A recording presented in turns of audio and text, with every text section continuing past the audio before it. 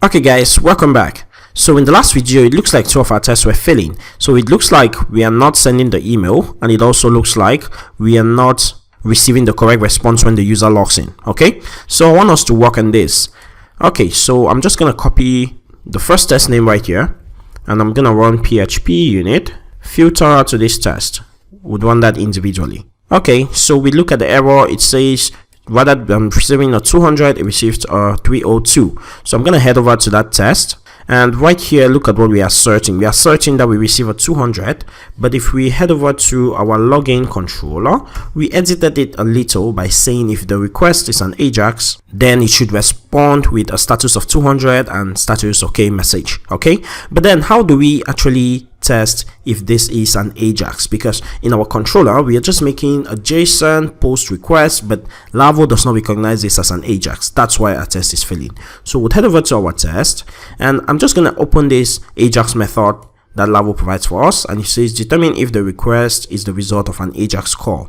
And what this method does is it simply returns is XML HTTP request, meaning maybe coming from a browser or stuff like that. So I'm gonna visit this method, and you're gonna check out what it does. So what it does is that it simply checks if this header is set to this value. That's it. So we can actually manually set up this header so that we would simulate an Ajax request. So how do we set up headers in our test? I'll head over to my login test, and right here the third parameter that we can actually pass into this post JSON method is the header that we want to set. So we can set an array, and the key for that array is going to be this, because this is the key we want, and then the value is going to be this, because this method is simply checking if this key is equal to this value. Make sense? So we're gonna say map this key to this value and pass it as a header.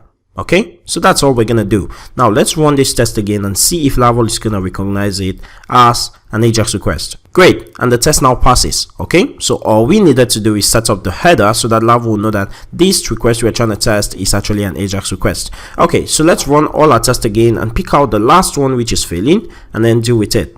Okay, so our next test that is failing is the confirm your email test. So I'm just gonna visit the registrations test, and let's look at what is happening. We are asserting that the email was sent, and it's now giving us a failure. So let's visit our registration controller, and looks like we are actually sending up the email, right?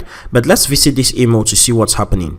We are implementing should queue, and we made these edits together to add queues to our application. So it means we're actually queuing this mailable and it's not sending at all. So what we're gonna do is we're actually gonna test that it is queued rather than testing that it is sent, because it's no longer sent, right? So I'll head over to my register test, and right here Laravel provides us with an assert queue method, which can help us to test that the mailable was queued and not that it was sent. Okay, so right now we're gonna run this test one more time and see what we get. We'll filter to this particular test.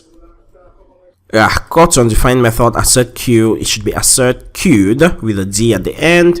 Let's run that again, and now we have a successful test. Okay, so makes sense. So this one was failing because we changed our implementation from sending to queuing, and the login test was failing because we changed our implementation from returning a 302 if the request was not an Ajax. Okay, so now that all our tests are passing, let's just run that. We have a confirmation that all our tests are passing, which means this code is kind of safe to push into production. Okay, so I'm gonna add everything and commit a message that says update test for confirm email and Ajax login.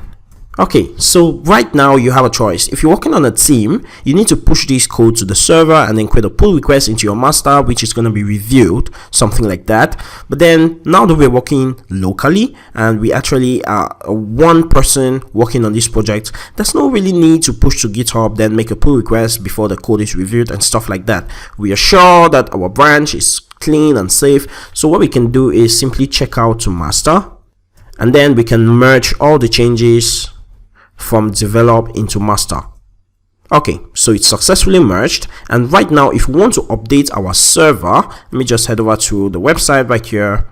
If we visit the particular website where our application is hosted, the configuration automatically is listening to pushes from to master.